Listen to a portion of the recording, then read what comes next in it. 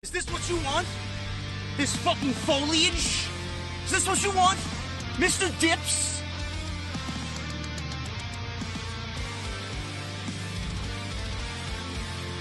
Is this what you want? Me standing in front of EC3 buying designer coats? Is this what you want?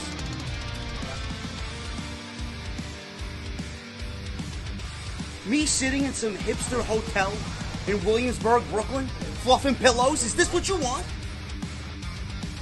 I don't believe this.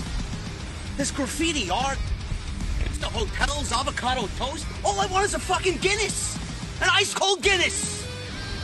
What the hell does that mean?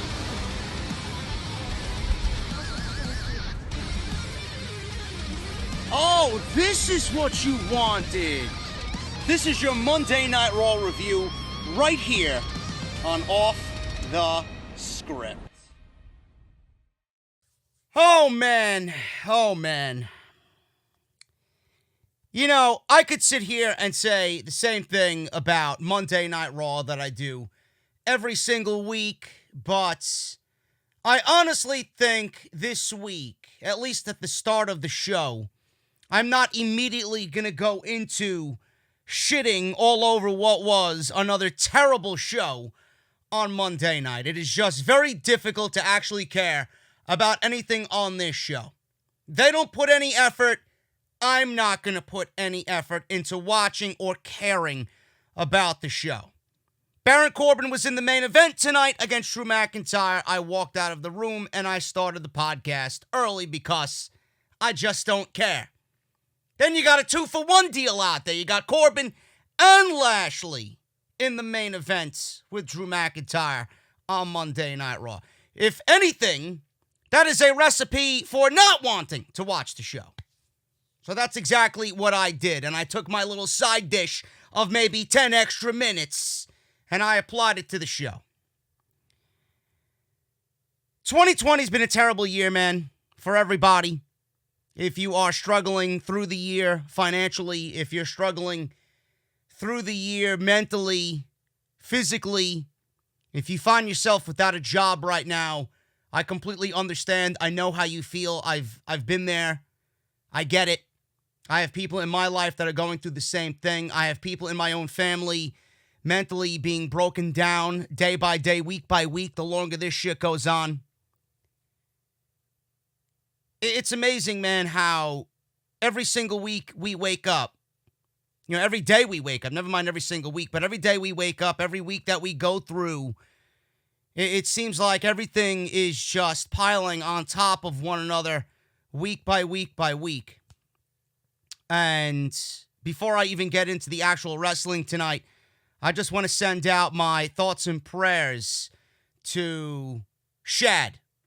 And if you guys don't know what happened, it is a very difficult story to even read and a very difficult story to even go over. Shad Gaspard, obviously a member of Crime Time, he has gone missing. Kofi Kingston and MVP tonight during Monday Night Raw. They have released statements in regards to their friend. The wrestling world has sent nothing but positivity out on social media about his disappearance in Venice Beach, California, just yesterday while on an outing with his family, his wife and his son. Apparently, riptides took him, and he was never to be found. He was never to be seen again. The search and rescue have spent the majority of the day looking for him, and they actually stopped the search and rescue and stopped any effort in looking for him and his whereabouts. And I didn't really tweet about it because everybody else was talking about it today. I wanted to save it for the podcast tonight. But MVP and Kofi Kingston actually issued a statement on his behalf. And I'm going to read to you what they said, both. And I quote, this is from MVP. Tweeted at the request of Shad's family. His family appreciates all the love, the support, and the concern through this horrible ordeal. At this time, they are not ready to make any public or official statements to any media outlet and ask all to respect their wishes. Kofi Kingston tweeted out tonight, and he says that his family appreciates all the love and support. Shad's family appreciates all the love and support and concern through this horrible ordeal. At this time, they are not ready to make any public or official statements to any media outlet and ask all to respect their privacy and their wishes. He went missing Sunday following a water incident at Venice Beach. Gaspard and his son were among the several people hit by a rip current. Shad's son was saved, while he himself has not been found yet. A Reddit user provided a first-hand account on what he witnessed Sunday. And this is from Reddit, someone who was there, someone who's seen everything unfold. And I read this to you. It is up to you guys to just visually see and think about what this man, this Reddit post, this Reddit user had seen on Sunday afternoon. It is very, very sad. It really is. He says, and I quote, "I was there. I was body surfing and started to come in as I noticed a lifeguard presence congregating on the shore, and I saw someone heading out. As I came in, which took forever as the tides were incredibly strong, I noticed the kid fighting against the waves and the lifeguard headed towards him. When I got to shore, two surfers were pointing and screaming, a scream I will never forget, and I realized there's another person drowning. I could see him bobbing next to the surfers, so I pointed and directed a guard towards the surfers outside the break. The guard went in, the surfers continued to wave, and eventually more and more search people came out. Once I saw people in snorkels, which was probably about 10 minutes in, it was obvious he probably wasn't going to turn up alive. Cops showed up, eventually helicopters. I talked with the surfers, and they said an adult went under. I felt awful. I was wondering if I should have helped the kid to shore so the guard could have focused on the father, but I didn't want to intervene, and now the kid's father is dead. I'm going to let it rest at, I was powerless, and I didn't want to add to the mess. The waves were really nasty. I've body surfed my whole life in San Diego, and today I was being cautious. I was worried when I saw whole families out. I needed to see this posting because I felt weird all night and bad because I technically could have turned around, swam past the breaks, and maybe saved a life or drowned myself. I don't know. It's sad. I left after 40 minutes of helicopters flying low over the water assisting in the search. I saw the mom hear her husband not turn up and saw her run down to the beach looking for him, and I saw a kid sitting on a shoreline with a look. He knew that they were past the point of finding his friend's dad alive. It was harrowing to see the reality unfold in a family. A loved one didn't return from the ocean. I go to the beach one fucking day, and this happens. As of this writing, no official confirmation is known on whether rescue efforts have ceased. From what I was reading earlier today, they did at least stop for today. I'm not sure what tomorrow holds. But this is it's an unbelievable situation, man. It is so terrible to read this on top of everything else that not only the wrestling community has dealt with this year, but the world has dealt with this year. And I never met him. I've read all day this afternoon going into Monday Night Raw tonight how great of an individual he was. You had everybody from the WWE tweeting out about how great he was and thoughts and prayers to him and his family. Brian Alvarez tweeted something out with his grandmother taking a picture of both JTG and Shad of Crime Time, saying that they were the two of the nicest guys that he has ever met and that she has ever met. Just down to earth, really kind and genuine. It's funny, man, because I was a couple of months ago, I want to be involved in everything House of Glory. Not only do play-by-play, but I want to be involved in the, we should bring this guy in process, or I want to be involved in the creative process.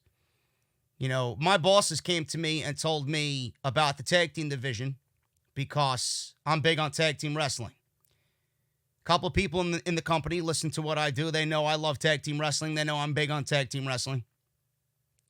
And the name Crime Time was floated to me a couple of months ago before everything had actually happened with the pandemic. We were obviously going to have a big show WrestleMania weekend. We were going to restart House of Glory with Master P and everything that was, coming out of that deal. We were building a roster. We were just getting things in order and planning everything. And then obviously we were going to take those plans and run with them the entire summer, whether that's meant a TV deal or TV for us programming on a TV station. I don't know what that meant, but we were going to go and really just light the world on fire. And the tag team of Crime Time was thrown at me, and I was asked to give my opinion on if we should bring these guys in or not. And I said absolutely. I seen pictures of them recently, both of them. Not only Shad, but JTG. They looked fantastic. And I was never the biggest Crime Time fan, but, for two guys who I've heard nothing but great things about and who look physically in the best shape of their entire life, why wouldn't you give them an opportunity? And what a story it would be for them to still be in the eyes and ears of a lot of people on social media and in the wrestling community, for them to get their big break with us. That would make me and everybody else just fucking happy for them, and for it to happen with us at House of Glory would have been great,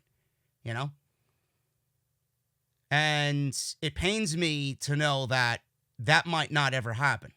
It pains me to know that he was probably like a lot of people living in the United States, just wanting just be free and be out with his family and enjoy the day, enjoy the little bit of freedom that we do have. The beaches are open, right? Let me take the family to the beach on a beautiful day and enjoy the sun and enjoy the waves, enjoy the relaxation. And then at the end of the day, he is dead. And he is no longer a part of the family anymore. And a wife is without a husband, and a son is without his father. It's just a very shitty situation. So I want to send my thoughts and prayers to not only his family, but everybody that's going through a difficult time. And a lot of people were on social media today saying that they can't wait for 2020 to be over. And I am in that camp as well. I just think it's a waste of a year. And it just feels like we are just going through a big uphill battle that we are not going to overcome this year. Because I genuinely believe it's going to get worse. I really do. I think we'll see a little bit of a slowdown in the summertime with all the bad news, and then the bad news again will hit us again in the fall and in the winter. That's the way I feel. But my thoughts and prayers go out to Shad and his entire family and everybody that knows him in the wrestling community. Just a terrible situation happened today. A lot of people are still hoping for the best. I'm still hoping for the best, but it becomes a situation where you get to a certain point and a certain time where you just got to face reality. And I hope that really isn't the case. I don't know what these people are going to do tomorrow. If he washes up, if he, is found alive. I don't know if they're going to continue the search and rescue for tomorrow. I don't know. So we'll see what happens, and I'll update you guys on the podcast this coming Friday. But thank you guys so much for joining me here on Off the Script, man. I really appreciate you guys joining me for the Monday Night Raw review right here on OTS. It is Monday, May 18th, 2020. Another shout out. My dad's birthday is tomorrow, May 19th. And I just want to wish him a happy birthday. Sometimes he tunes in, sometimes he doesn't. But if he is tuning in, hopefully he is listening. But I'll call him or text him tomorrow and see how he's doing and see what he's doing for his birthday. But he's the hardest working man that I know. He is always getting involved in something, and I love him, and I want to wish him a happy birthday, and he's happy, he's healthy, he's doing his thing at home, and I'll call him later. So I hope he's watching the show, and happy birthday, Dad, I love you. Monday Night Raw, man. Speaking of something I don't love is Monday Night Raw. Jesus Christ, this show sucks. It is very difficult to actually care about anything on this show.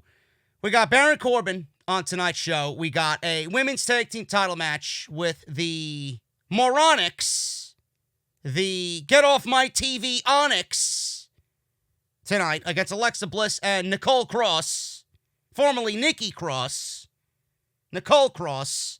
Nia Jax is now the number one contender for the Raw Women's Championship, man. Bobby Lashley is now the number one contender for the WWE title. Holy shit. You talk about a shit show on Monday night, man. And you thought Friday was bad. Monday Night Raw said, hold my beer, bro. Hold my beer. Awful. It's like Monday Night Raw is the Coors Light of pro wrestling, and SmackDown is the Bud Light of pro wrestling. Two shit fucking beers. Honestly.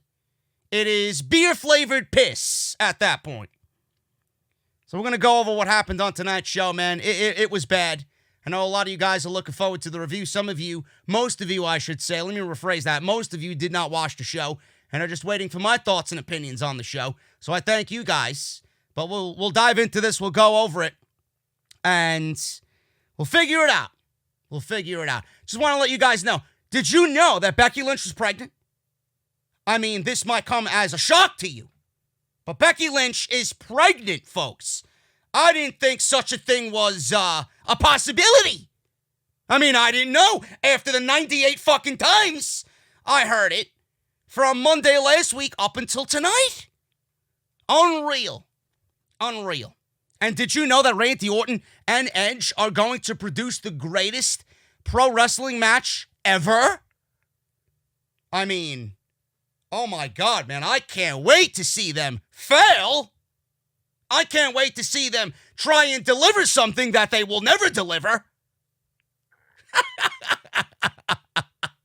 Oh my God, man. It is comical at this point to even utter those words. I can't even fucking say it with a straight face anymore. I really can't.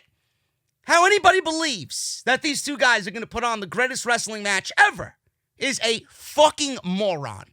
You may be as dumb as the people writing this fucking show, to be brutally honest with you. Unreal. Those are some of the things that we will go over tonight. So thank you guys for joining me. Follow me on social media at JDfromNY206. That is on Twitter and Instagram. Thank you guys so very much for all of the love on social media tonight, live tweeting with me. Hit that subscribe button down below. Turn on that bell for all notifications. Hit that thumbs up as well. Make sure you guys hit that thumbs up and try for 2,000 likes. You did great last week. Let's try and do the same thing again this week. I really appreciate it. If you missed any of the content on the channel this past weekend, Off the Script was great. I know a lot of interest is not there on the product, but if you guys missed anything and want to keep up to date through me on Off the Script every single weekend, we had episode 326, a banger of an episode. Make sure you guys go and check that out. An urgent and truthful plea, a legendary rant is what I called it, on the new wild card rule of WWE for 2020. That was on Saturday's video, and we go over why it was a great thing that Becky Lynch is now gone from the WWE. A lot of people didn't watch the video and assumed that I shit-talked and just downgraded Becky Lynch like Jim Cornette did. I did no such thing. So if you guys want to hear the truth on the matter, that is what Off the Script is there for. Go and check it out along with your Friday Night SmackDown review, a live NXT review, AEW Dynamite. It's all there. Make sure you go and check it out. As for this week's programming, obviously we got Monday Night Raw tonight. We got nothing tomorrow, but Wednesday we got Dynamite. That is the go-home show for Double or Nothing. We got NXT on Thursday, so make sure you guys tune into that. I will be live again on YouTube with the NXT review. Then we got Friday's episode of Off the Script with SmackDown that same night. And then we got a live stream in the afternoon with Double or Nothing preview predictions. And we have the Double or Nothing official pay-per-view review immediately following the show on Saturday night. That will be live on YouTube as well. So a double dose of live Off the Script on Saturday. It's going to be a very busy weekend, and you guys don't need any wrestle geeks or any of these other clowns in the community. This is your one-stop shop for everything you need for AEW this weekend. And I know last weekend when we did Money in the Bank that we were the #1 live stream on all of YouTube and all of the wrestling community for Money in the Bank coverage. So I want to thank you guys for that as well. Patreon.com/JDfromNY206 if you guys want to support the show in other ways. Patreon is always there for you guys, so thank you, and thank you to all the new patrons. And today's show is sponsored by my good friends over at Blue Chew. With Baron Corbin in the main event tonight, and then you seeing him on Friday, I am sure you're going to need a double dose, not of Baron Corbin, but of Blue Chew to keep the wife happy. So I want to thank them for sponsoring the show. As always, BlueChew.com, code JD. You're going to get your free sample. And when Baron Corbin, Nia Jax, and the Moronics show up on TV, you guys know that Blue Chew has got that ace in the hole for you. Because anybody watching these shows, there is no way anybody's watching it and not feeling depressed. Honestly, it is bad. It is really bad out here, guys. Monday Night Raw was bad. It was bad. Charlie Caruso opened the show. We went to Randy Orton immediately to start Monday Night Raw. Orton made his way to the ring. We talked about the Orton and Edge exchange last week and how I really didn't understand why we're getting a wrestling match, a standard one-on-one match, last, hopefully, in this feud. And the stipulation that happened at WrestleMania came first. Now, fans on social media chimed in, on Instagram to be exact, on Edge's Instagram. And, you know, there's a way to go about it, which I sometimes don't do. I usually take the low road. And there is a way to go about it, which is taking the high road. Wrestling fans are the dumbest human beings on the face of the earth. I love me a dumb wrestling fan. I really do. There's nobody dumber. There really isn't. This guy was completely disrespectful, telling Edge to stay retired. Why would you do the stipulation match first and then the regular match second? Obviously, Edge himself took the low road. Because, you know, he is one of those guys now that, you know, since he's got that taste of WWE TV again, and he's got that nice $3 million contract after he used AEW as leverage to Vince McMahon, you know, I love Edge, don't get me wrong. I love everything about him. He's one of my favorites of all time. But, you know, I got to admit to you that there's one thing about being proud of your work, and there's another thing about being a WWE shill. And Edge is coming off as a WWE shill. You know, you can't go on a podcast with your best friend and, you know, be critical of the WWE and then all of a sudden make a return to the company and everything is rainbows and sunflowers and fucking nice fresh air. You know? Doesn't work that way. So Edge threw this guy under the bus. You have no idea what we're planning or what is planned ahead. You have no idea what we're going to do. So, you know, before you shit on anything, why don't you just watch and enjoy and blah, blah, blah. Pretty much the same thing that he said on Corey Graves' podcast. If you guys want to go check it out, I'm sure it's in one of his last Instagram posts on Instagram. So we seen the wrestling match challenged by Orton last week. Orton asked, is the concept of a straight-up wrestling match that hard to understand? In WWE it is. WWE makes anything hard to understand.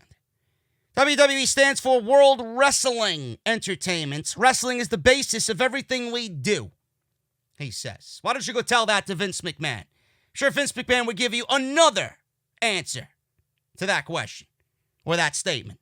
Wrestling is the basis of everything that we do. Yeah, it should be, but it's not the case. Entertainment is the basis of everything that they do. He said everyone's goal is to perform at WrestleMania, and they tore each other up at WrestleMania. And you tore up our WrestleManias as well, because anybody that watched the show was absolutely in disarray at how bad that match was.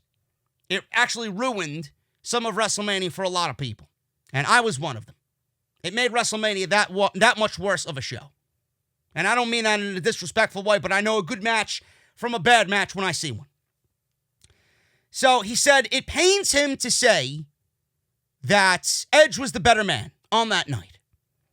He said he knows Edge isn't the better wrestler, though. He said he just needs a ring and a referee. He said no regular, ordinary athlete can do what they do in WWE, and no athlete in WWE can do what he does as well as he does it, including Edge. Orton said he knows why Edge didn't accept his challenge last week. He said he saw in Edge's eyes doubt. He saw doubt in Edge's eye. He said his grit and his passion, and keep a mindful eye on that word grit, said his grit and his passion, not grits from Titus Catering, clown. I know what you're thinking, because Titus apparently has the best grits in town.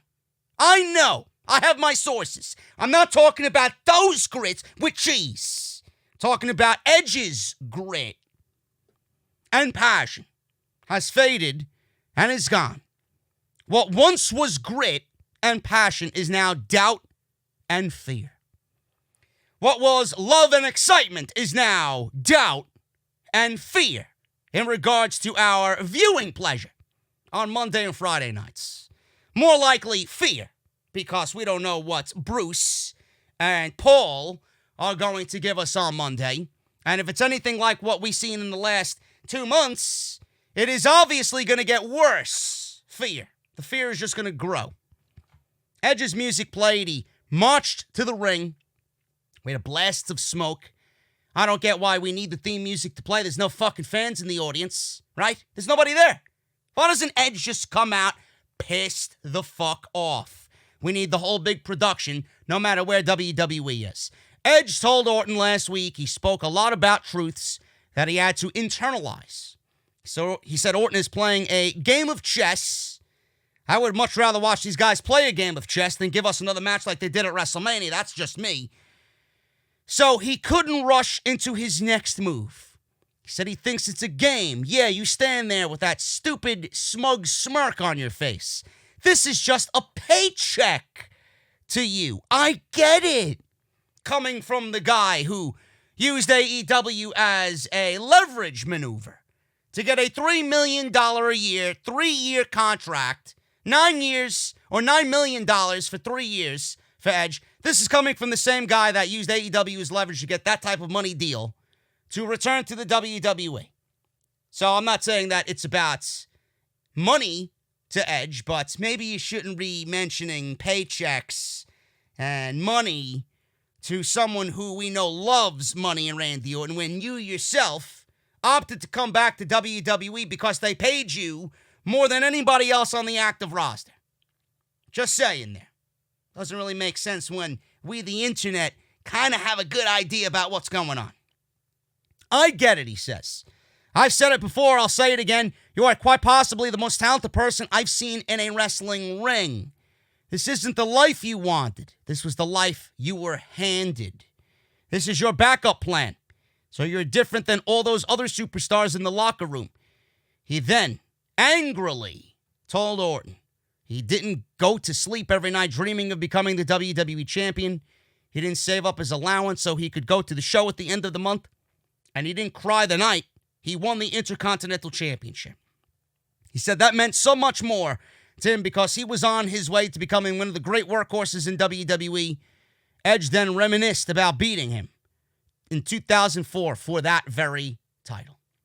Well, you're putting value in the IC title, Edge. My goodness, are we talking about the WWE IC title? Because WWE hasn't treated it since, or hasn't treated it good since 2004. Orton interrupted and told him to cut it out. He asked if he was done. Edge interrupted and yelled back at Orton and said Orton never had a career-ending injury where he had to fight for 9 years to get back to being complete and to compete in this ring. You don't love this sport like the rest of that locker room does, he said. Orton asked if he's going to accept the challenge at Backlash. Edge yelled, yes, I accept your damn challenge. Orton showed another smirk, another dick-like smile on his face, and slithered out of the ring with Edge watching on the whole way.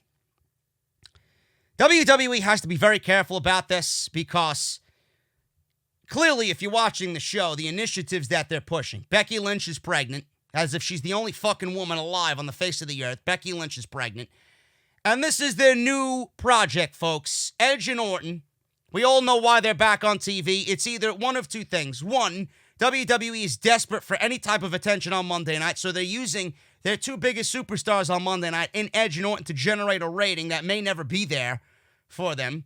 Or number two, these guys asked for this match again when it wasn't in the cards because they themselves, even though they shit on the fucking fan, or at least Edge did, Edge shit on the fans, know themselves that the match at WrestleMania was fucking terrible. Which I'm assuming it's a mixture of both. Now, WWE needs to be very careful about this because, like I said, they like to shill. Not only like, they love to shill these agendas, these phrases that are clearly fed to them by Vince McMahon because he doesn't know any better. And I want to say something about Vince McMahon, and I want to say something good about Vince McMahon, and I want to say that I have a little bit more of an understanding about what Vince McMahon does by watching the Undertaker documentary on the WWE Network, that the guy is actually somewhat fucking human. But this is the Vince McMahon I hate. This right here. WWE needs to be very careful about saying that this is going to be the greatest wrestling match ever. We all know that is never, in a million fucking lifetimes, going to happen at Backlash between Edge and Randy Orton. You're setting these guys up for embarrassment. Does Vince not realize that? Are you really putting your faith and your hope in a guy that's been out of pro wrestling for 9 years before this year to have the greatest wrestling match ever? When has Randy Orton had a great wrestling match? In the last, I don't know, 10 years? I can't figure that one out. You may even have to go back further than that. I don't remember. Nor do I want to remember. I don't look at Randy Orton as a great pro wrestler. He's a good pro wrestler, but he works a style that is to his character. He's a methodical, slithery, dick-like heel. He's going to dissect you and then finish you off. That's it. That's the basis of a Randy Orton match. Randy Orton was never the type of guy that would go out there and give you a Kenny Omega Okada-like match or an Adam Cole versus Johnny Gargano-like match. He's not that type of guy. You could put Randy Orton in there against anybody, and it's never going to be a 5-star, 6-star match classic. He's just not that type of guy. And I'm not banking on Edge doing that after being away for 9 years. You're setting these guys up for inevitable failure. That's what you're doing. The more WWE shills this agenda, the greatest wrestling match ever in some circles. I'd love to be inside those circles so I could point to each and every one of you that you're a fucking moron. Greatest wrestling match ever, knowing that they will never live up to that catchphrase or to that agenda that you're pushing, which ultimately will embarrass them just as bad as they were embarrassed at WrestleMania for their last man standing match. So why bother? Why do you do what you do knowing that they will not be able to do what you say they will do? I don't understand it. Or am I the only one that wants to complain about this? Don't you see that it's never going to happen? So why even bother promoting it that way? Now, I'm not saying these guys can't do it. It's the last thing I want to do. Then I look like a fucking dummy. But I know, if I'm a betting man, that I'm betting that they will not have the greatest wrestling match ever. You guys got a lot to live up to in WWE, especially in the last couple of years. And the greatest wrestling match ever in WWE, bro, if you're telling me you're going to go out there and deliver a match that's better than Shawn Michaels versus The Undertaker at WrestleMania 25, I mean, you should just quit now before we even get to Backlash. Aptly named Backlash. When you don't deliver, there will be backlash on WWE's sheer stupidity. You got to understand that you can't be doing this because it's a WWE protocol. You gotta fucking sit within the boundaries of, you know what, this is real, this is logic, this makes sense, this doesn't embarrass the performers in the ring, it doesn't make Vince McMahon and WWE look like a bunch of fucking tool bags. Absolutely ridiculous that I'm even sitting here telling you that Edge and Randy Orton will never have the greatest wrestling match ever. You should already be aware of that. And if you think they do, I don't know where the fuck you've been and why you're even watching pro wrestling to begin with. Or your knowledge of pro wrestling is very minuscule. Because it's never, ever, ever, ever, ever, ever, ever going to be the greatest wrestling match ever. Samoa Joe's on commentary. He goes and talks about Edge and Randy Orton's history and pedigree, and he even says that this could be the greatest match ever. They got Samoa Joe, a pro wrestler, a legit pro wrestler, saying that it's going to be the greatest wrestling match ever. Are you fucking serious? Unreal. Buddy Murphy was backstage with Seth Rollins. Seth told Murphy that he had a revelation. I have a revelation every Monday, and this revelation is Raw sucks. He wants to tell the world of his revelation. He asked him to follow him to the ring. So Seth and Murphy entered the ring. Seth talked about falling into a dark place. Oh, man, I know how you feel. I mean, just look at me on Friday. I mean, you got to scrape me off the fucking couch. Slumped. I'm just in a zombified state. I know what it's like to fall into a dark place, Seth. Believe me. He wasn't sure if he'd ever escape. But without darkness, there can be no light, he said. But I have seen the light, and I've seen it better than I have before. He thanked Rey Mysterio for that. He said people have been critical of his actions last week, but the way he sees it, what happened to Rey was unfortunate but necessary. He called it a sacrifice that was needed and a cathartic moment he needed to be the leader he was meant to be.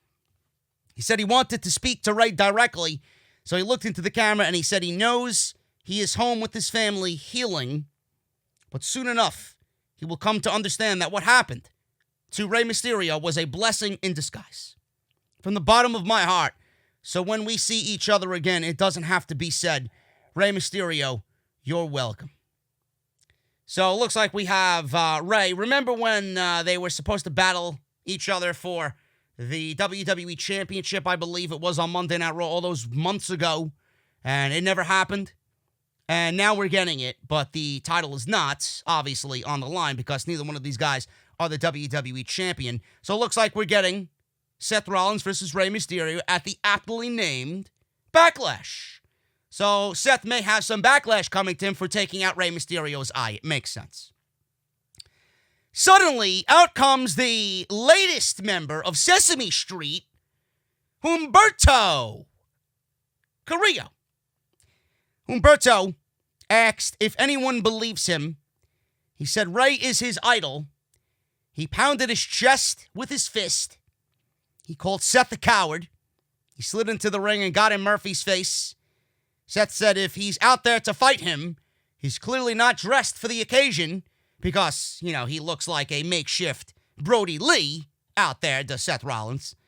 But his disciple Murphy is dressed for the occasion because he is scheduled to wrestle Alesiter Black later. He said if he wants a fight, he is sure his disciple will oblige. So obviously we get Buddy Murphy, who's already wrestling Alesiter Black tonight, in a second match here against Humberto Carrillo. Now, two things here. One thing I mentioned here, a little side piece, a little side dish over here. Rollins, I enjoy what he's doing to an extent. I still think he's a dick, but I'm enjoying his heel shtick. But it is painfully obvious that WWE is looking at what Brody Lee is doing in the Dark Order, and they're kind of following suit on what AEW is doing with Brody Lee. Down to the point where Seth Rollins' new theme music is eerily similar to that of Brody Lee's in All Elite Wrestling. And they're even dressing the same now. Brody Lee with the Vince McMahon suits. Now we got Seth Rollins with the black suit and the black tie and the glove. I don't know if he's going to be administering a fucking sermon or if he is playing the role of a hitman. I don't know. But the similarities are there between Brody Lee and his Dark Order and then Seth Rollins and whatever the fuck he calls his disciples. So that's that. It looks like we are still shorthanded, or at least from the reports that I read, everybody was supposed to come back to work, so I don't know why Buddy Murphy is wrestling twice on one show. I mean, this roster is stacked. You don't need Buddy Murphy to wrestle twice on one show, though I love Buddy Murphy. And by the way, his ring attire tonight was fucking fantastic. His sleeves or his legs, the sleeves on his jacket and the legs, the pant legs on his wrestling pants were the colors and the same design as the church stained glass windows on the Rollins t-shirt, or my t-shirt, which you guys can buy right here on, if I have it, on Bonfire. You see the way I am in the pane glass window because I am the true Messiah. You guys got that on Buddy Murphy's sleeves and his wrestling tights. I thought that was great. He looked great tonight. I love Buddy Murphy. I think he's awesome. But I don't know why we got 2 Buddy Murphy matches in one night. Apparently, everybody was told to come back to work, but here we are using a guy like Murphy twice in one night. I don't get it. Humberto Carrillo is an absolute loser. I don't understand who puts this guy on TV and why. Like, who wants to see Humberto Carrillo? And the guy is an absolute loss every time he's in the ring. You guys think I joke around when I sing the alphabet. A, B, C, D, E, F, G, H, I, J, K. Humberto! Really? Just replace the letter L with Humberto, or a picture of Humberto. You will get the gist when you look at it. He's a fucking loser. The guy is so far buried that nothing WWE does with this guy is going to resuscitate him and his career on Monday night. Who gives a shit? Who could possibly give a shit about Humberto Carrillo?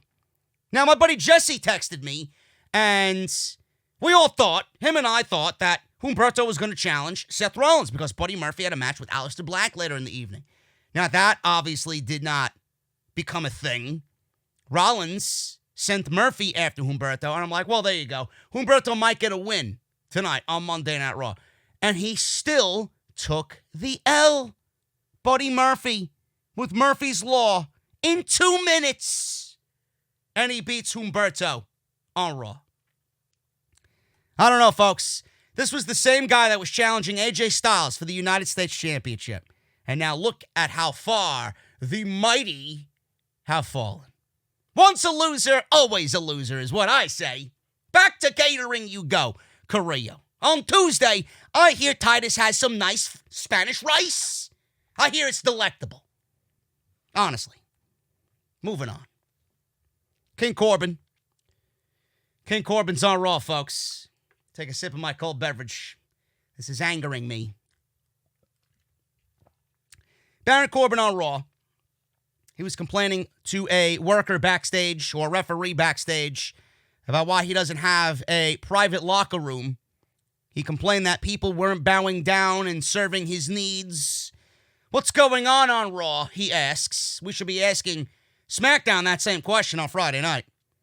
He told the referee to fix things and make things right. You see, how we would make things right, folks, just a little bit, is by moving Baron Corbin back to Fridays, never to be seen on Monday again. If you really wanted to fix things the right way, have him never to be seen on Monday and Friday ever again. Now, I don't know how likely that is, but that clearly is how you go about doing the right thing. Liv Morgan was on Raw. Everybody loves some Liv Morgan. She looked into the camera and said, "You might not know much about her. And if you want to know something about her, her mother was her hero." She said she didn't have a job or much of a saving account or much of a resume, but she had determination. She said her mom never quit, and she is her mom's daughter. She said when she wrestled Charlotte, she lost, but she learned she is just like her mother, and one day she will be the Raw Women's Champion. I don't know, Liv, did you get that out of a fortune cookie, is what I want to know. Did you open up the fortune cookie after Chinese food dinner? Chinese takeout on Thursday. You opened it up. Oh, I'm going to become the Raw Women's Champion, and then use that in your promo here on Monday, because if so, you should go back to the people that packed those cookies and give them the middle finger, because they're clearly lying to you. And you're lying to everybody else by stating that you will be the Raw Women's Champion. Now, I do think that you have the capabilities to do so, but you will not be the Raw Women's Champion when you have Asuka, and then Shayna, and then a possible Ronda, and then Charlotte floating around. You know, she loves to devour fucking titles. And as soon as she drops the NXT title, she'll be right back on Monday Night Raw. What do you think they're going to do with her? Not have her challenge for a championship? Man, oh man, you may be one of those women that goes your whole career without getting a fucking title match or a title opportunity or a title reign on this show. You serious? Jesus Christ. I think Liv Morgan has come a long way. But I mean, if WWE is going to commit, how many times do they actually commit? Seriously, it's great to hear about her mother and how her mother was her hero and this and that she's determined and her mother never quits. WWE never quits by pushing the Charlotte agenda. When they do, maybe you'll get your opportunity. I'm not really into this Liv Morgan. I don't want to see Liv Morgan sobbing and crying and this and that. You know, clearly WWE didn't know how to bring her back, and still, after all this time, we don't know which version of Liv Morgan we're going to get. For all we know, they'll bring her back into the old gimmick that she had before she came back, with the blue tongue and the Riot Squad shtick. For all we know. I don't know. Charlotte, speaking of Charlotte, she walked to the ring. They cut to a clip of Charlotte on Friday, which I will go over in a second, and why WWE gave us a new rule on this wild card rule. Charlotte walked to the ring. We seen a clip of Charlotte from last Friday on SmackDown with Bayley and Banks. Phillips said that Charlotte would face Bayley next Friday on SmackDown on Fox in a champion versus champion match. Charlotte bragged. Yeah, she had a microphone, by the way. She bragged about being the face of Raw, a mentor at NXT, and a special guest star on SmackDown. So there we are, getting Charlotte times 3 on weekly WWE television. I don't know who asked for this. I don't know who is entertained by this. But all I can tell you, it is downright nauseating, folks. I mean, Charlotte on all 3 shows. Can we pick one brand for this woman to be dedicated to and leave her there? She's the NXT champion. She should only be on Wednesday's program, not Monday and not Friday, okay? She said she was going to teach Bayley that there are levels to being a champion. She told Ruby Riott, I guess Ruby was the next check mark on her list of things to bury here in WWE, so that's why she mentioned Ruby Riott out of nowhere. She told Ruby to come to the ring and tell her what she has to say. So we got Ruby Riott versus Charlotte Flair for absolutely no reason. Ruby Riott has become the women's division's punching bag on Monday night. And it's a shame that we have one of the most talented women in all of WWE in Ruby Riott, one of the best in-ring performers in the women's division in WWE, being fed to Charlotte Flair in 4 minutes as a jobber on Monday night. I mean, this is the status. This is the women's division. This is your women's division on Monday night, folks. Every time that WWE puts Charlotte on Monday, Wednesday, and Friday, every time we see more and more and more Charlotte Flair. Everything that I said about her becoming the NXT Women's Champion, everything that I said in that heated rant over weeks coming out of WrestleMania, everything that I said, and I look at what WWE is doing, everything that I said is becoming more and more of a fact.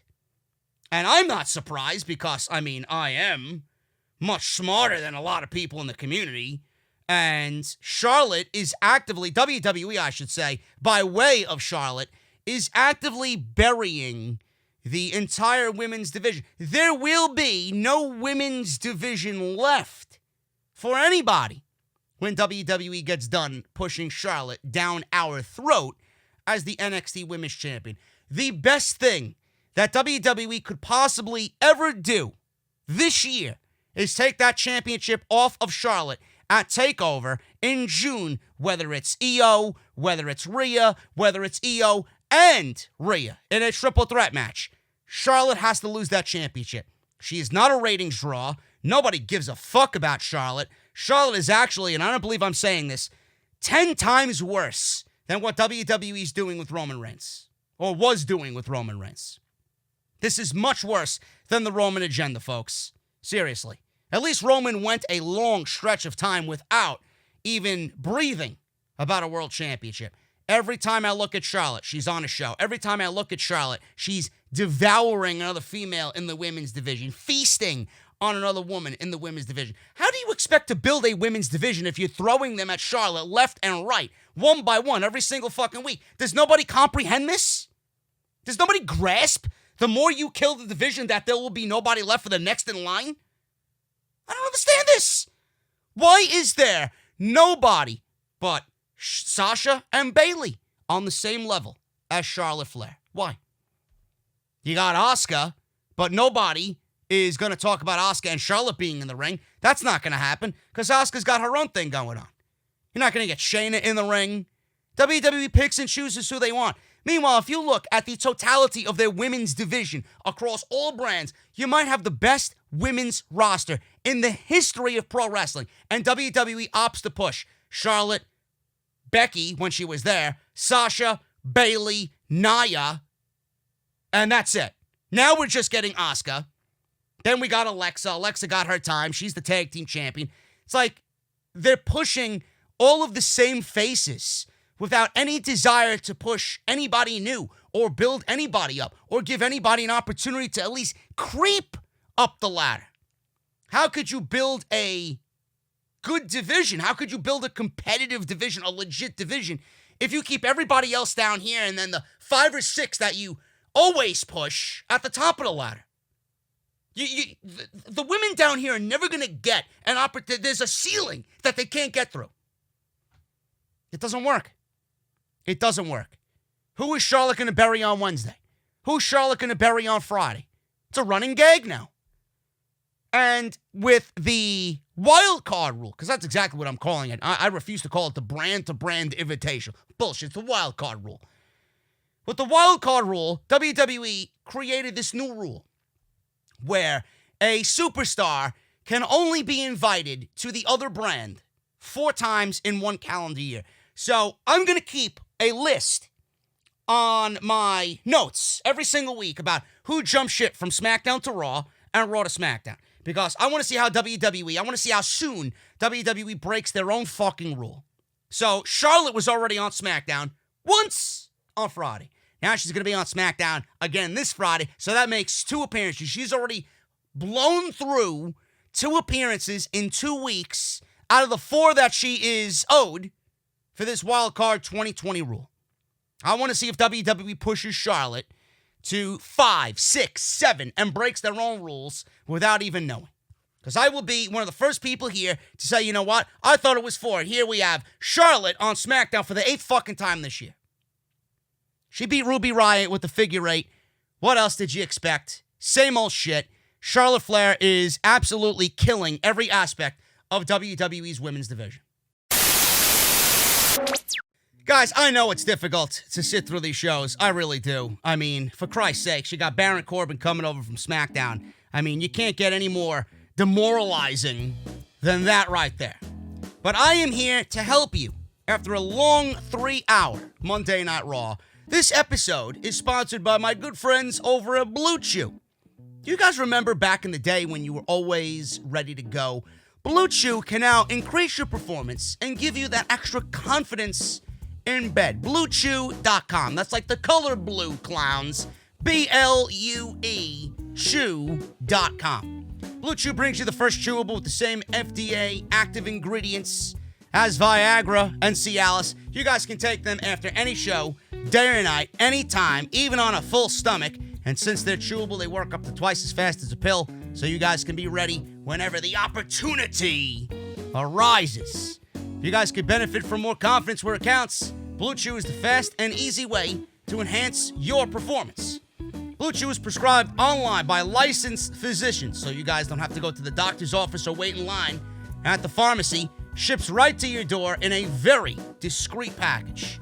They're made in the USA, and since Blue Chew prepares and ships direct, they're cheaper than a pharmacy, and best of all, there's no more awkwardness. Right now, guys, I've got a special offer for everybody listening to Off the Script tonight.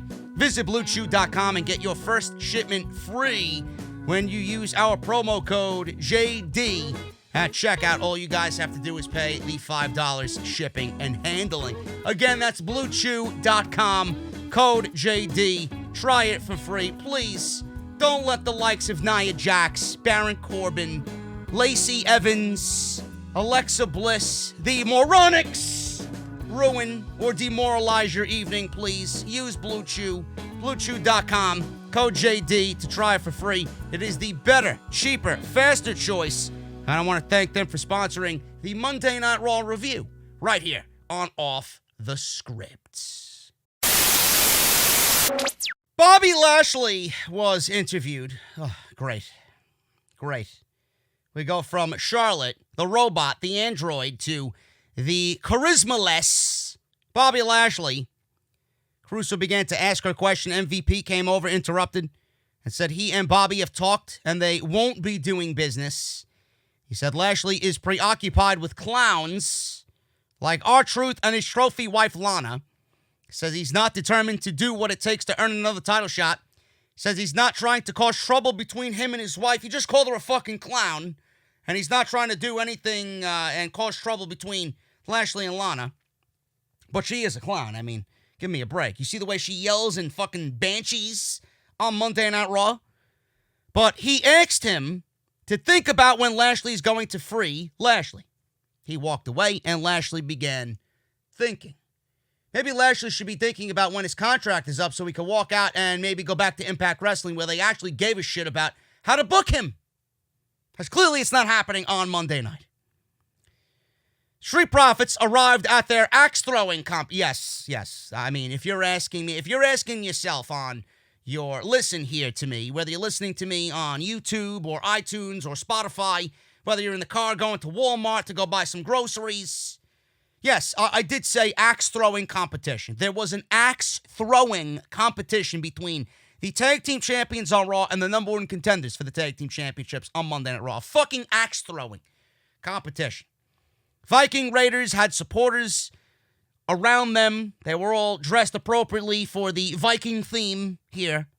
They had a bonfire of smoke. They offered the Street Profits some smoke. After the first throw, Montez suggested that they forfeit. There's no way that they would beat the Viking Raiders. Angela Dawkins wanted to stick this one out. So that was that. We went back and forth, in and out between the Viking Raiders and the Street Profits with their axe-throwing competition. I didn't know the Tag Team Championships went from a game of basketball to now American Ninja Warrior. All in a span of 1 week on Monday night. This is the state of the tag team division, folks. Great. When the geeks over at WWE realize what real tag team wrestling is, then I'll pretend to be interested. I cannot bring myself to give 1 ounce of care about the Street Profits and the Viking Raiders when this is the end result. I mean, I said it last week on the Raw review. What's next? Axe throwing? You know, I even recommended it. That's my fault. It's partially my fucking fault. Do some Viking-esque activities like axe throwing, maybe build a fucking Viking ship, you know? What's next? What are we going to see next? What, are they going to go and play bowling? What's next? Maybe a game of chess really is in the cards. I don't know. We'll see what happens. Kairi Sane was in the ring. She introduced Asuka. Asuka doing the Teddy Long, you know? There were balloons everywhere. This was the celebration for Asuka becoming the champion. So Asuka came out, celebrated being champion. Kairi Sane actually was speaking on the microphone here. She explained how she won every championship in the WWE, how Asuka won every championship in the WWE. And this is now Asuka as a Grand Slam champion. Kairi Sane speaks very good English. I don't know why WWE has not really given her the opportunity to really be on her own. But maybe that's what they're planning on doing. I have no idea. We'll talk about that in a little bit. So Nia Jax interrupted this celebration. She was literally handed the championship, says Nia Jax. I would have to agree, Miss Jax. I did not like the way that Asuka was just handed the Raw Women's Championship. She said when she becomes the champion, they will have a real party. Obviously sponsored by Titus Catering, of course. I mean, you know, Nia Jax would have it no other way. Kairi took exception to this and approached Jax. Asuka attacks Jax at that point and then knocked her out of the ring with a series of kicks and her big hip attack. Nia Jax hit the mat like a beluga whale, right down on the mat. Big splat. Beautiful sound right on the mat. And that was it. That was it. So, folks, what we are looking at here is Nia Jax versus Asuka for the Raw Women's Championship at Backlash. Now, here I am thinking that with Becky Lynch being out and going on maternity leave, that WWE would actually put some effort into building a new and fruitful women's division. And now we have to mercifully sit through, or unmercifully, I should say, sit through a Nia Jax and Asuka singles match at Backlash for the WWE Raw Women's Championship. If you guys had hopes of the women's division getting better when Becky Lynch left on maternity leave, you're going to be waiting a little bit longer there, folks. This is awful. Really, really awful. I can't sit here and honestly get excited about anything women's related or women's division related on Monday night or Friday night for that matter. Not when you're giving me fucking solid garbage like this. I mean, do we all think that Asuka, after being handed the women's championship, is immediately going to go into the next pay-per-view and lose? Yeah, great. Nia Jax is a buffer before we get Asuka and Shayna Baszler at SummerSlam, but we got to sit through this to get to that, which hopefully should be good. But we got to sit through this garbage before we get to that. Great. Great. Now, WWE is giving you the option of a bathroom break on Backlash. So there you go. Use it wisely, folks. Use it wisely. There's a couple of them coming up on Backlash. Caruso interviewed Corbin backstage. She said he'll face Drew McIntyre in the inaugural brand-to-brand invitational, or what I like to call Wildcard Garbage 2.0. Corbin said while Drew is a champion, he is no king. He said he chose this match because he carried Drew for a year. Yes, because everybody is just thinking back to that glorious time that you were both on the same team battling the Shield. Yeah, great. Those are things that I would like to forget completely. He said it's impressive he beat Brock Lesnar to become champion, but he makes mistakes. He will exploit these mistakes and beat him, and then he'll end up facing Drew in the main event of WrestleMania. He's already talking about next year's WrestleMania. Will there even be a WrestleMania next year? Mr. Corbin, you're getting way ahead of yourself. Seriously. By that time, Baron Corbin better use his 4 appearances very wisely. Before we know, we'll be looking at Baron Corbin on Monday on Raw 12 times when he was only allotted 4. R-Truth. He asked the WWE Universe, what's up? He should ask the WWE Universe, are you still up?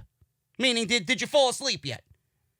Says his cousin, Pretty Ricky, told him that Lashley has been a bad, bad man lately. This show has been bad, bad, bad, bad for years now. Clip out of Lashley knocking out Truth last week. Truth was back live in the ring, and he doesn't want Bobby to put him in a Nelson from The Simpsons again. Ha, ha, ha, ha. I'm not laughing. He said his childhood hero, John Cena, would never give up if he faced Lashley. He then told Tom Brady to watch out because what he's about to do to Lashley, he's going to do to him to take his baby back, meaning his 24/7 title. And Phillips had to correct him and say Rob Gronkowski is the current 24/7 champion. So we got Bobby Lashley versus Archer. You know, the funny thing is, folks, they're trying so desperately to build Bobby Lashley up as the number 1 contender for the WWE Championship, and he's beaten nobody but R-Truth. So if you look at the weeks leading up to the pay-per-view, who did I'm getting way ahead of myself here. Who did Bobby Lashley beat? This is his title reign. Jinder Mahal and Bobby Lashley over the summer of 2020, man. Do they fucking hate Drew McIntyre? He's beaten nobody but R-Truth. So when you look back at it, is he really going to be deserving of a WWE Championship match against Drew McIntyre? What an awful fucking run for Bobby Lashley, right? He couldn't even throw anybody credible in front of him. R-Truth. So that is the match you're looking at for Backlash, folks. Get used to it. Get used to it. Bathroom break number 2. Use them wisely. Bobby Lashley versus R-Truth happened in another match. Wins in 3 minutes. So we got a full Nelson slam, and that was it. If you're looking for some expert analysis on this match, I'm sorry, you're on the wrong channel. These are things that nobody could possibly give a single shit about. Lashley wins in 3 minutes. MVP walked out after the match and applauded Lashley's performance. Lana was seen backstage throwing stuff and yelling in fake anger. That was that. Alexa Bliss and Nicole Cross versus the Moronics, the Idiotics, the Get Off My TV Onyx, Peyton Royce and Billie Kay. Folks, this one was short enough for me to flip over to the Food Network. Now, unfortunately, Guy Fieri and Diners, Drive-Ins, and Dives was not available on this Monday night. But every time we see this type of matchup in the women's division across Raw and SmackDown, we're going to flip over to the Food Network to see what's going on and what yummy, delectable treat they're cooking up or going over to some restaurant and trying for the first time. So I flipped over to the Food Network during this match, and Martha Stewart was on. She was judging a baking contest. And the contestants, they were running over to grab their fruit for whatever pies they were supposed to make. There were a series of fruits. There was rhubarb. There was peach. There was blackberry. There was strawberry. There was blueberry. The contestants all went for the peach, because I guess that's the most delectable option, a peach cobbler, right? Just ex-Titus, one of the best in town. They go over to the peaches. All the peaches fall on the floor. So now all the peaches are dirty, and they have to wash them off before they actually use them to put into their cobblers. So this one woman, she went for not the peaches, but she went for the rhubarb. She had a different tactic about what type of cobbler she wanted to make. So she was there cutting the rhubarb, and then I flipped over to the match with the Moronics, the Idiotics, the Get Off My TV Onyx against Alexa Bliss and Nicole Cross, and the match was over. The match was over. Unfortunately, I did not flip back over to see what the rhubarb pie or cobbler looked like, but, I mean, that is my analysis of Martha Stewart's baking contest. That apparently is running for several episodes across the spring season. That was that. By the time I flipped over, the match was over. So the rhubarb came in handy. Who won here? Bliss and Cross won via DQ in 3 minutes because Peyton Royce throws Bliss aggressively into the ring post and does not adhere to the referee's 5 count, and they got themselves disqualified. So when they want to cry about a rematch, then a rematch will not be seen because you blew it. You blew it. So goodbye, the Moronics. There you go. All over. Kairi Sane was backstage playing a flute. I don't know if she was trying to interpret or channel her inner Legend of Zelda here. You know. Oh, that's not it. Which one is it? Yeah, there you go. There you go. That's Nia Jax. If there's a soundbite that goes perfectly with Nia Jax, there you go. Kairi Sane was there playing her flute. She was, playing the fucking Ocarina of Time, you know? Yes, take me back to a time where Monday Night Raw was actually good. So she was playing her flute, and Nia Jax attacked her from behind, really brutally, by the way, throws her into a production crate. Surprised this woman did not get a concussion. Nia Jax must be stopped at all costs. So we go from that to Billie Kay not being thrilled with Peyton Royce backstage for getting them disqualified. She said this was their one chance to get the women's tag team titles back, and she blew it. Kay then slapped Peyton Royce, and Royce was just standing there, and Kay cried and apologized that she is very sorry, and they hugged. Man, a breakup would have been fantastic, man. I would have taken all of the tears from all the IIconics fans because they broke up, and I would have drank them, and I would have hydrated myself on this nice, warm Monday night. Awful. Phillips was talking about Natalya. It's exactly what I want to hear on Monday night. Natalya losing to Shayna Baszler last week and then throwing a fit afterwards. She said she's out for revenge against Baszler this week for trying to break her arm. Phillips also noted that Baszler said horrific things about Becky's pregnancy announcement and Natalya's family. Oh, go grab a fucking Kleenex, Natalya. Cry me a river. So backstage, we see Nia walking. Asuka ran up behind her, yelled at her. Jax turned to walk away. Asuka chased her down, yanked on her hair, kicked her. Jax went down, looked angry. Asuka left. So Asuka obviously was attending to Kairi Sane, obviously, after all this. And I don't know what's going to happen, because Asuka is first of all, the Kabuki Warriors were heels. So now they're not. Now, Asuka is a babyface, being what they did with her and Becky Lynch on Monday last week. Kairi Sane, where does she fit into that? If WWE wants to add another capable female in that division, Kairi Sane can stay heel and actually be one of Asuka's opponents in this title run, which I would be all for. A Kairi versus Asuka match and let those two women go out there and do their thing. I'm all for it, man.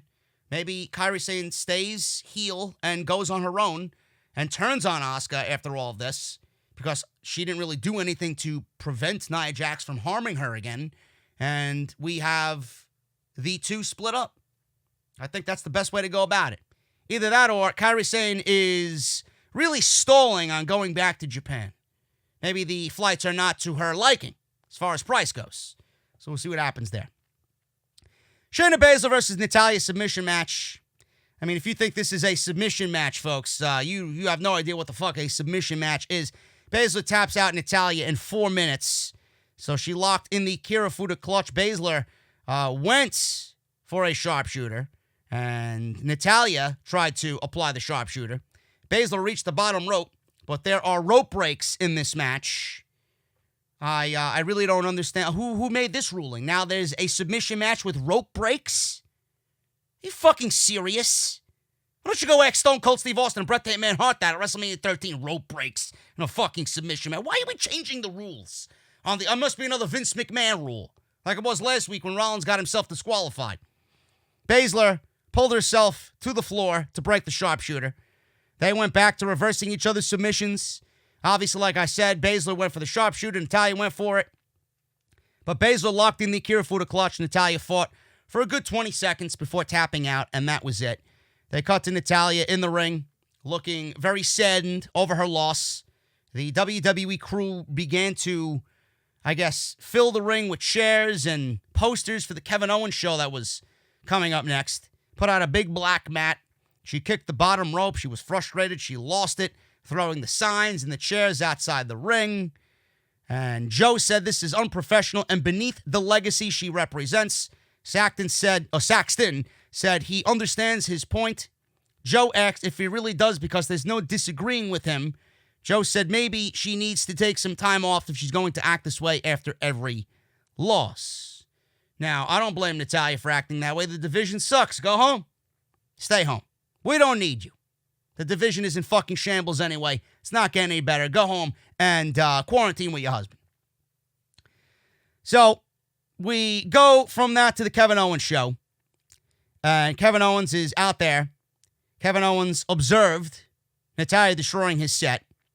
Kevin Owens says he hasn't been around for a while, and people have been asking why. He said at WrestleMania he had a moment, but it came at a price because in beating Seth, he got pretty beat up himself. So the good news is he is good to go. So according to my sources, which are my JD sources, with Kevin Owens being back on the show, we're now looking at the real number one contender for the WWE title. Am I not correct? Bobby Lashley? Give me a break.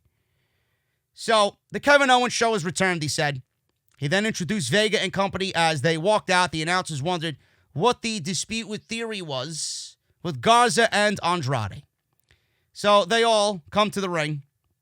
Vega said KO invited them on his show for a Jerry Springer moment. That's not going to happen.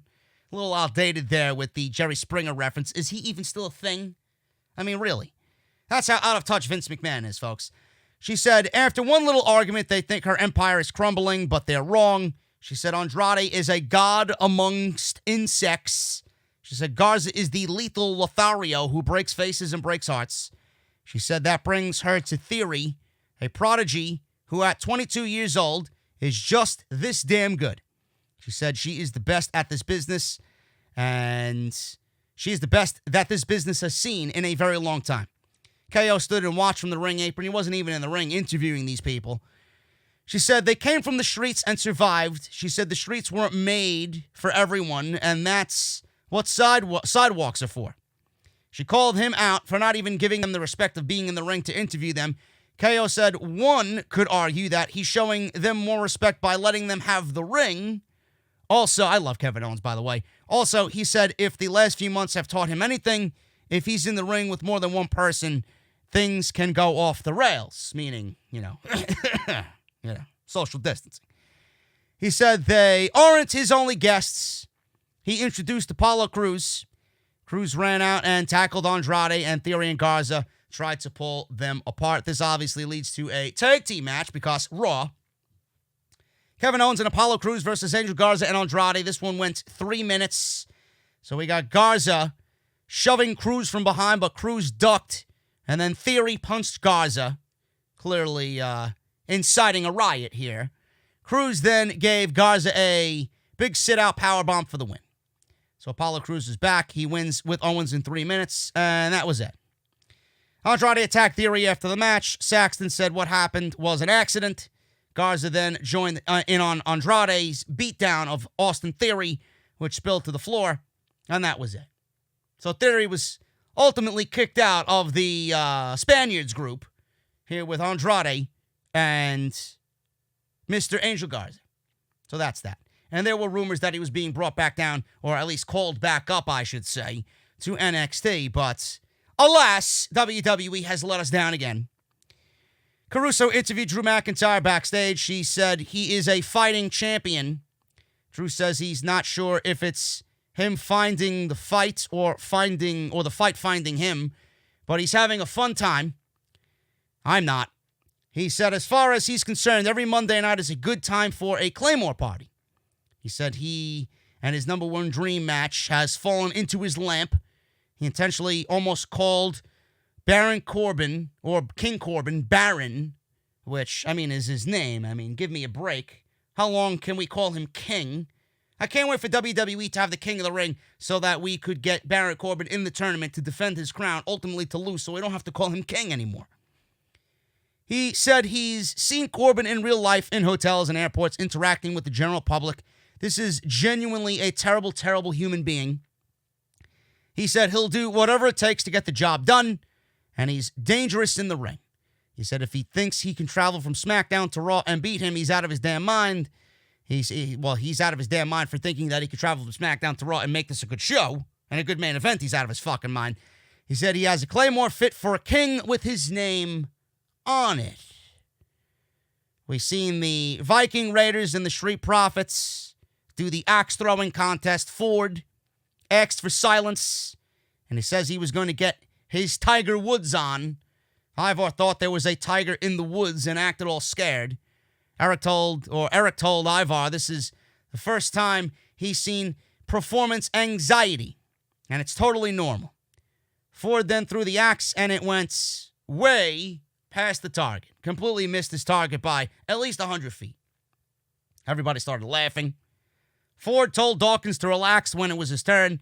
The Raiders says there was too much smoke, so they asked their friends to reduce the intensity of the fire. Dawkins threw an axe into a barrel of water. It leaked their water. The Raiders' friends were upset and approached the Profits. Ford offered them his red Solo cup. And that was that. So we go on from that to Aleister Black and Buddy Murphy with Seth Rollins outside. Normally, these guys have had some pretty damn good matches back and forth. This one was really nowhere near that level. This was pretty much done because of the ending of this match. So this one went to a DQ as Austin Theory, who was attacked by Angel Garza and Andrade on the outside, still was laying out on the outside. It was almost a mirror image of what happened to Buddy Murphy right before he joined Seth Rollins. Same thing. He lost to Aleister Black. He laid out there depressed until he came in and helped Rollins in a match with Kevin Owens, I believe it was, or Samoa Joe, or whatever the fuck was going on. And this same thing happened to Austin Theory. Laid out there, beat up by his former teammates. So Rollins goes over there, since he's on the outside, and offers his hand to Austin Theory. So Seth is offering him a spot as a disciple. Murphy kneed Black in the face, gave him to Theory. Theory ran in, caused disqualification, by the way. Murphy kneed Black in the face, and then gave him to Theory, who delivered his signature ATL finisher to Aleister Black. Seth approached Theory, hugged him, and Theory looked around, seemed to get emotional, and he was allowed to release some frustration after what had happened by way of Seth Rollins on Aleister Black.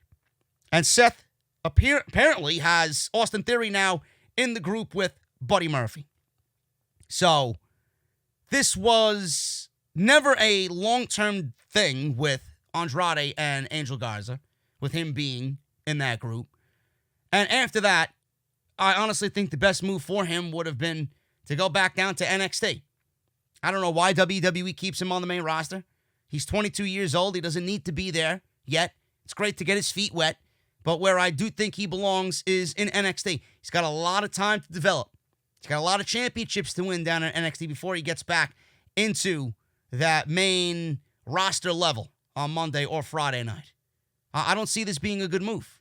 Now, on the surface, it looks like a good move. On the surface, it looks like Austin Theory and Buddy Murphy are two guys who have a lot of potential joining a major superstar like Seth Rollins. But I don't see it that way. I really don't. I see it as this is an unnecessary position for Austin Theory to fill. Meanwhile, you're keeping him away from real growth in NXT. And no, it's not going to be a situation where Theory is going to grow with Seth Rollins. Because if you have learned anything on this show, when has WWE ever booked a group of guys to look dominant and strong and overcome everybody else on their way to the top type level on Monday night? It never happens. It never happens.